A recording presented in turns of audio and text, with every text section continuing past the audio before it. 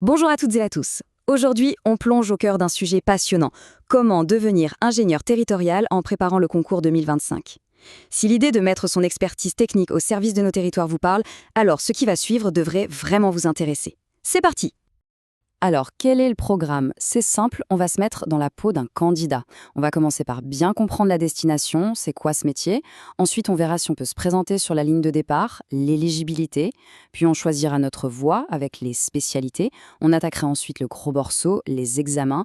Et on terminera avec la boîte à outils indispensable pour réussir. Ok, première étape, et pas des moindres, avant même de penser aux inscriptions, à la préparation, il faut être sûr de la destination. Concrètement, ça veut dire quoi être ingénieur territorial au quotidien? Parce que oui, au-delà du titre, c'est un rôle qui a énormément de sens. On est vraiment à l'intersection entre une expertise technique pointue et le service public. C'est un engagement très concret pour améliorer notre cadre de vie. Et là, on touche vraiment au cœur du métier. Les missions, elles sont hyper variées. On ne parle pas juste de dessiner des plans, non, on parle de piloter des projets de A à Z, de mener des études très poussées, mais aussi de manager des équipes, de diriger des services entiers. Finalement, l'impact est visible partout. Les routes qu'on emprunte, les bâtiments publics, les réseaux, c'est du concret. Bon, la destination est claire. Maintenant, retour à la case départ. Et cette étape, elle est, disons, incontournable. L'éligibilité. Est-ce que les conditions sont remplies pour se lancer dans la course?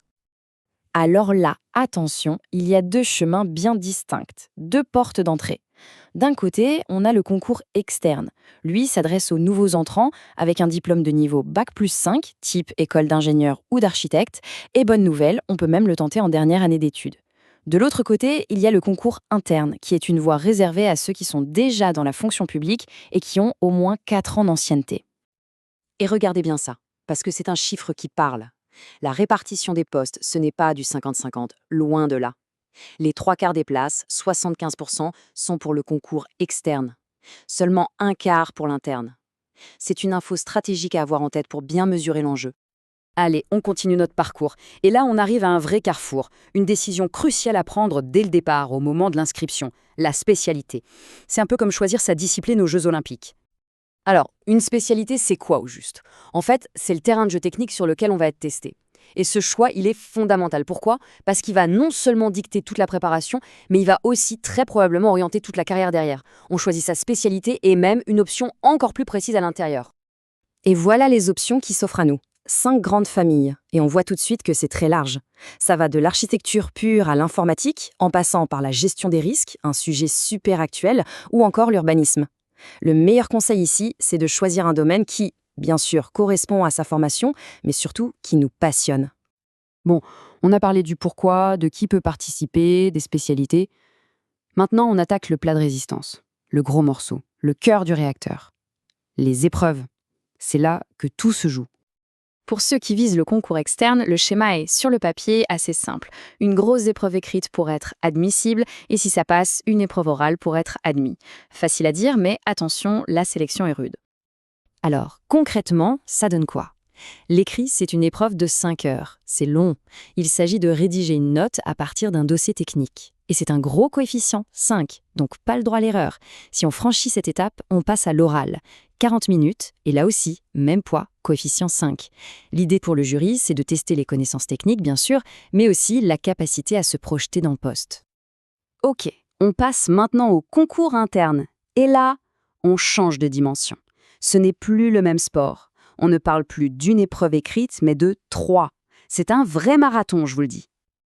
Alors, accrochez-vous. Ça commence avec 4 heures de maths et physique appliquée, coefficient 3. Ensuite, une note à partir d'un dossier, comme pour l'externe, 4 heures aussi, coefficient 3. Et puis, vient le monstre de l'épreuve, un projet ou une étude technique. 8 heures. 8 heures, avec un coefficient de 7. C'est simple, c'est l'épreuve qui décide de tout. L'oral d'admission, lui, est plus centré sur l'expérience professionnelle du candidat, son parcours. Pfiou, c'est un sacré programme, hein. Mais pas de panique, pour affronter ce parcours du combattant, il faut être bien équipé. Alors, voyons ce qu'on met dans notre boîte à outils pour mettre toutes les chances de notre côté.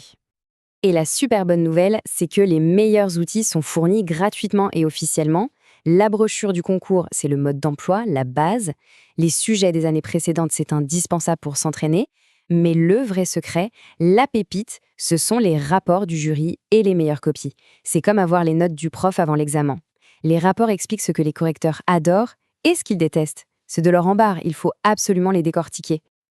Et voilà, on a fait le tour. Le chemin est exigeant, c'est clair. Ça demande du travail, de la rigueur, mais au bout du compte, il y a la possibilité de, littéralement, construire le monde de demain, à l'échelle de sa commune, de son département.